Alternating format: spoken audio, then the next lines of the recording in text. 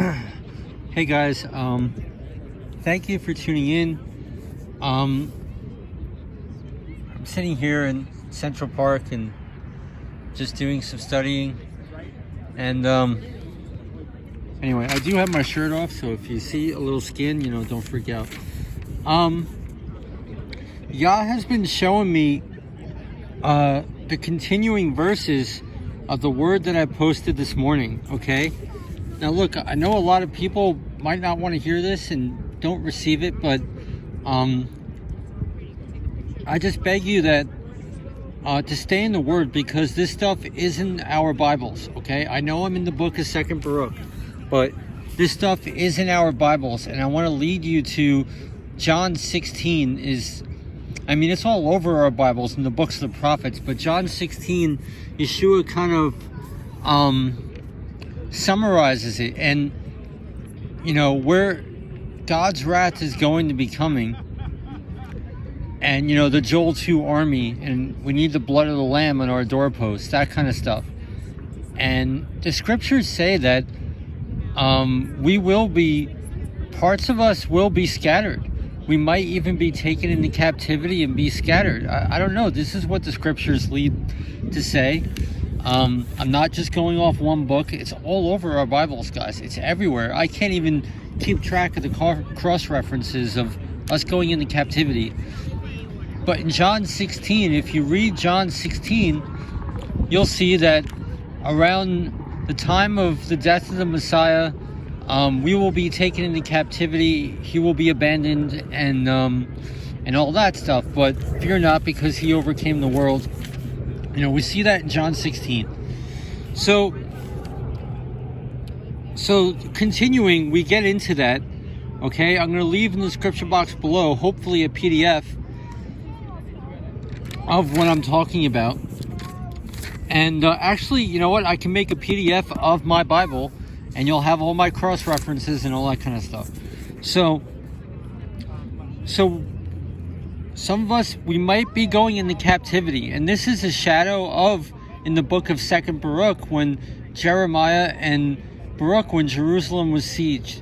Okay, so anyway, we go into here and on, and then I started reading. I want to go over chapter 36 of 2nd Baruch, because it's actually really amazing, and it's a vision that Baruch had in his sleep when he was mourning for Zion. And the vision is really the hope that he should have. And it's a shadow of the times that we are living in today. I can't really see my screen, but here we go. So I'm just going to go over this, okay? And when I said these things, I fell asleep there, and I saw a vision in the night, and lo, a forest of trees planted on the plain, and lofty and rugged rocky mountains surrounded it, okay? So this is the devil. This forest that we're reading about is the devil. And the Rocky Mountains, and the Rocky Mountains, we could go into the parable of the sower and all that kind of stuff to figure what the symbology of this stuff means. Okay, and the forest did occupy much space, and lo, over against it arose a vine, and from under it went forth a fountain peacefully. So we're in this time right now. Wickedness is prospering, especially if you know what's going on in like New York or whatever. In the end times, there is a forest of wickedness, all right, the heathen that need to be smitten in the last days. And this vine and this stream that goes about peacefully is the word of God, are the people who believe in Messiah, right? And notice how we could cross-reference Ephesians 6:15. The stream and the vine goes about peacefully. We put on the gospel of peace, okay? Because Yah fights for us, and the prophecies which cannot be overturn the enemy. And that's what we're going to read about. We don't have to really do anything. All we have to do is do as we're commanded, to guard his commandments, to guard truth, to guard judgment, in mercy and in peace, and in righteousness. So now that fountain came to the forest, and were stirred into great waves. I'm sorry, it's very distracting. Here we go. And stirred into great waves, and those waves submerged that forest.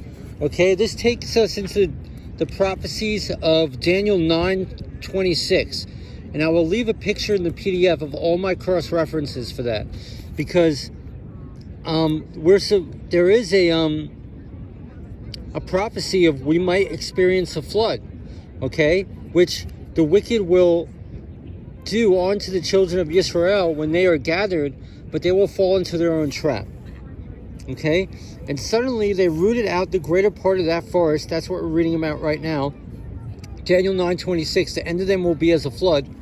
And therefore the mountains which were round about, and the height of the forest began to be made low, and the top of the mountains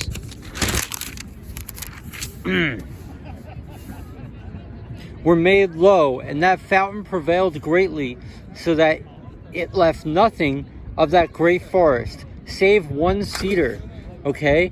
So the wicked are going to be punished, they're going to be smitten, or eventually going to be taken out, as the prophecies say. All right, this is future prophecy. And that one cedar is going to be the Antichrist and beast system of the Great Tribulation. Okay? Also, when it cast down, I had to do that. All right. Also, when it cast down and had destroyed and rooted out the greater part of the forest, so that nothing was left of it, nor could its place be recognized. Okay? See the Wisdom of Solomon 4:18, right? They'll be as if they never were. It's better as if they were never been born. Okay? It's going to take out their memorial, will perish. Okay?